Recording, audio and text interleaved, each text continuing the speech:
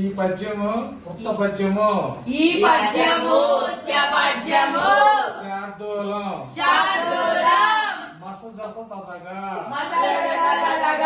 మస్తగా అనే గణాలు వస్తాయి. అక్షరాలు 9 అక్షరాలు యతిమైత్రి 13 అక్షరానికి జరిగింది. ఊలో ఊ ఉన్నది, యూలో ఊ ఉన్నది, ఊకి యూకి 13 అక్షరము. యతిమైత్రి ఊ అని రాశాము. పాదంలోని మొదటి అక్షరాన్ని అంటాము. ఊ అంటాము కాదు. యతి అక్షరము పాదంలోని మొదటి అక్షరాన్ని యతి అక్షరం అంటారు. రెండో అక్షరాలు రూ రా రమ్ రమ్,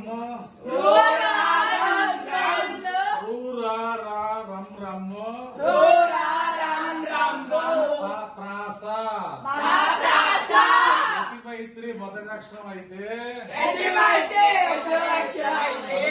13 అక్షరం అయితే పాదంలోని రెండో అక్షరాలు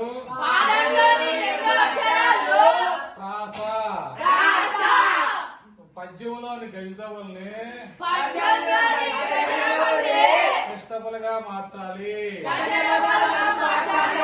పద్యంలోని గజదవులని స్వాదు శరణాల్ని పరుషాలుగా మార్చాలి. పరుషాలంటే తాపాలు. పదం యొక్క చివర వచ్చే పూర్ణ బిందువుని పొల్లు ఎందగా రాయాలి. పొల్లు ఎందగా ప్రతిపదార్థంలో రాయాలి. ఊరూరం జనులెల్లా భిక్షమిడరు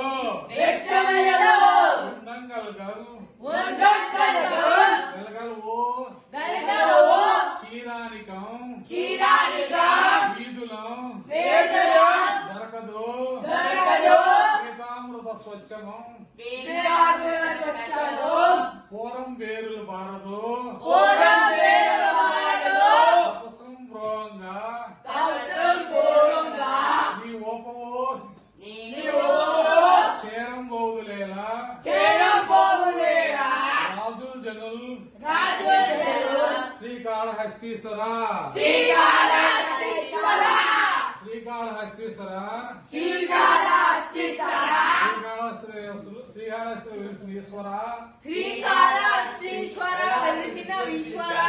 ఊరూరా ప్రతి గ్రామంలో జనులెల్లా ప్రజలందరూ భిక్షమేడరు భిక్షం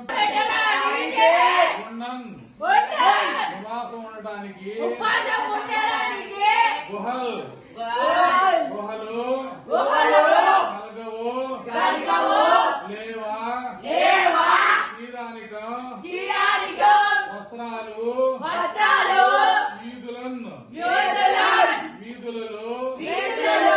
దొరకదు లభించదా సీత చల్లని అమృతం వంటి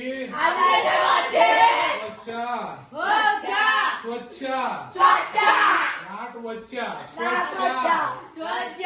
స్వచ్ఛ భారతం ముందుంటే స్వచ్ఛ నిర్మలమైన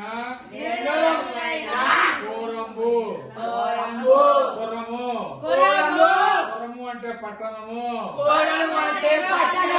పట్టణం అంటే టౌన్ ఇంగ్లీష్ లో.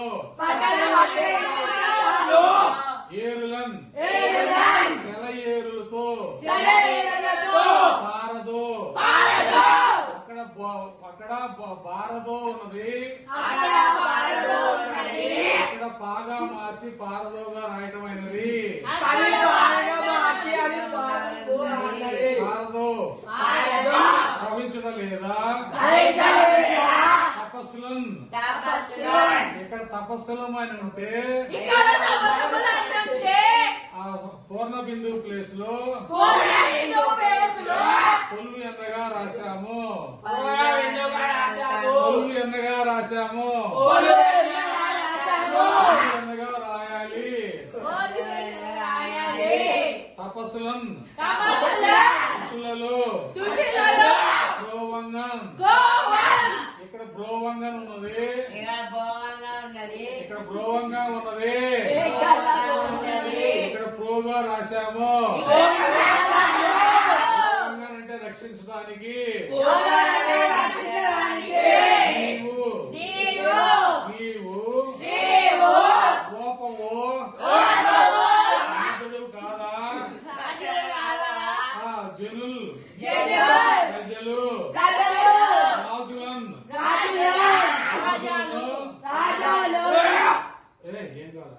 ఏం కాదు తొందర చేరక ఆశ్రయించడానికి సోదరేలా ఎందుకు వెళ్ళేదురు. ఎందుకు వెళ్తారు. బజారులో అడుక్కుంటే అన్నం పెడతారు.